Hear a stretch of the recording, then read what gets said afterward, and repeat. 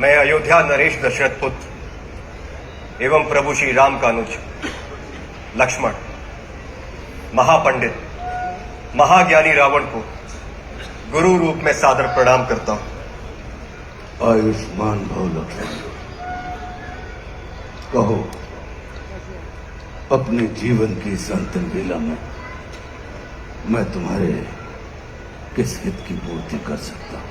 हे महामना, नीति, धर्म, राजनीति एवं समस्त वेद शास्त्रों के ज्ञाता, आप अपने ज्ञान और अनुभवों की दीक्षा से लक्ष्मण के जीवन का मार्ग प्रशस्त करने की कृपा करें। मैं देख रहा हूं लक्ष्मण कि तुम एक योग्य शिष्य की पात्रता लेकर उपस्थित हुए।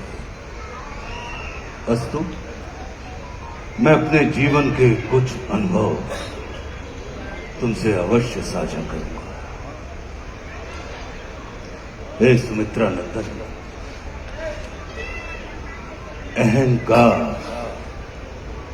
चाहे सत्ता का हो या सौंदर्य का, शक्ति का हो या भक्ति का, धन का हो या धर्म का, वो बड़े से बड़े विश्व विजेता को नष्ट कर देता है। इसका प्रत्यक्ष उदाहरण ये त्रिलोक विजेता, विद्या विशारद, महापंडित रावण है। अहंकार में तीनों गए, कुल, गौरव और वंश। ना मानो तो देख लो इस रावण का अंत। लक्ष्मण, रावण को अपने ज्ञान का अहंकार था और तुम्हारे भाई राम को अहंकार का ज्ञान था। लक्ष्मण, जीवन में सफल होने के लिए शत्रु दृष्टि और मित्र दृष्टि का भेद आना अनिवार्य है। मित्रता भले ही अपने समतुल्य या अपने से निम्न स्तर के व्यक्ति के साथ कर लेना, किंतु शत्रुता सदैव अपने से योग्य व्यक्ति के साथ ही ठानना, क्योंकि ये जगत हमारे व्यक्तित्व का आकलन हमारे मित्रों को देखकर नहीं, हमारे शत्रुओं को देखकर लगाता है। जितना बड़ा और गरिमापूर्ण हमारा शत्रु होता है, उतने ही बड़े और गरिमापूर्ण की ख्याति को हम प्राप्त होते हैं। देखो ना, इस जगत ने जो कुछ राम से जुड़कर प्राप्त नहीं किया, उसे रावण ने राम से लड़कर प्राप्त कर लिया। लक्ष्मण, वे हमारे शत्रु ही होते हैं जो हमारे अंदर सुप्त पड़ी हुई ऊर्जा को जागृत करने का कार्य करते हैं। हमारा शत्रु ही होता है जो हमें असुरक्षा से निकालकर सुरक्षा में जाने की प्रेरणा देता है। वो हमारा शत्रु ही होता है जो हमें अपने सीमित वृत्त से निकालकर अपने वृत्त को असीमित करने की प्रेरणा देता है। इसलिए शत्रु तिरस्कार का नहीं, नमस्कार का पात्र होता है। कभी अपने शत्रु को नमस्कार करके देखना, वो तुम्हारा परिष्कार कर देगा। लक्ष्मण,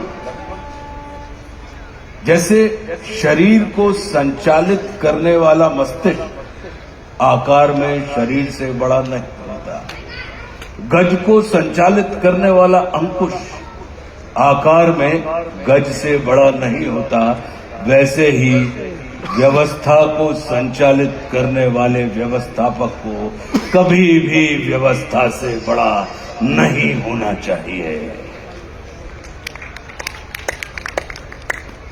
ये सारा नीति ज्ञान तुम्हारे भाई श्री राम तुम्हें स्वयं दे सकते थे, किंतु उन्होंने तुम्हें मेरे पास भेजा। जानते हो क्यों?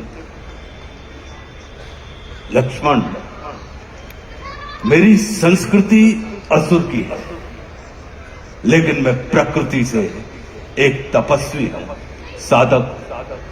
और किसी भी व्यक्ति को अपने अंतिम समय में अपनी संस्कृति के अनुसार नहीं, अपनी प्रकृति के अनुकूल कर्म करने चाहिए, तब उसे मृत्यु नहीं, मुक्ति प्राप्त होती है। और राम रावण को मारना नहीं, तारना चाहते हैं। तभी तो उन्होंने मेरे अंतिम समय में मेरी प्रकृति के अनुकूल उपदेशात्मक कर्म करवाकर मेरी मुक्ति के मार्ग को प्रशस्त कर दिया। आने वाले समय में ये जगत कहेगा कि त्रिलोक विजेता, विद्या विशारद, महापंडित रावण की पराजय का एकमात्र कारण है कि उसके पास लक्ष्मण जैसा भाई नहीं था।